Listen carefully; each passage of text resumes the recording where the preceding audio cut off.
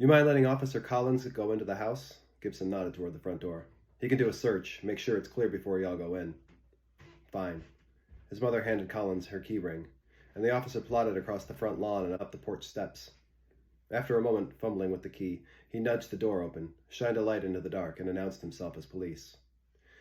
You mentioned she was drinking. Gibson peered up at Jimmy's mother from the pad of paper he was writing in. Did this happen at home or at the party?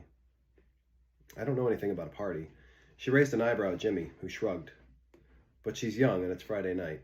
She works at the Walgreens in town, and she got off hours ago, and who knows what she's been up to since then. Gibson raised his eyebrow. I would think her mother would. She's a grown woman, officer. Sheriff. Gibson turned his attention back to his pad of paper, making a note. Well, the point is, maybe someone followed Magda home from this party. Angry ex-boyfriend, for example? Jimmy stood and crossed the yard toward his mother, then reached for her hand. The idea that someone could have stalked his sister, maybe even hurt her, was becoming more real by the second. Magda hasn't had a boyfriend since high school, Jimmy's mother said, and none of those lasted very long either.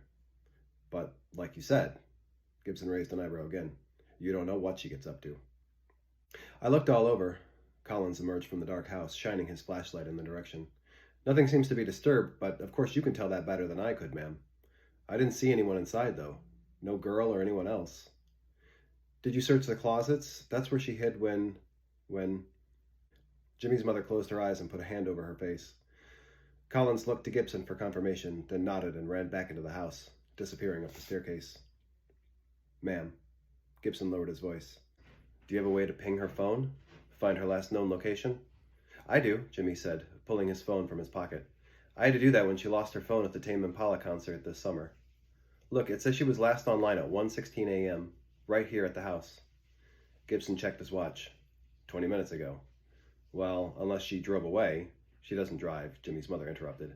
Well, or someone drove her away. There's about a 2-mile radius she could have got to on foot. We can set up a search. Mom?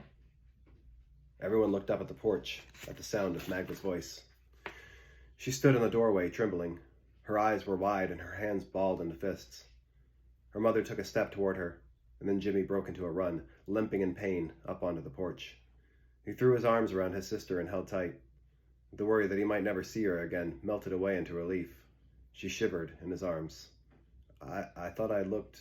Officer Collins appeared behind her on the staircase, a look of confusion on his face. Not hard enough. Jimmy's mother ran up onto the porch, moved Jimmy aside, and put her hands on Magda's shoulders. Where were you? What happened?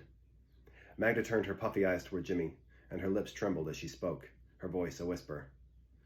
I heard my name.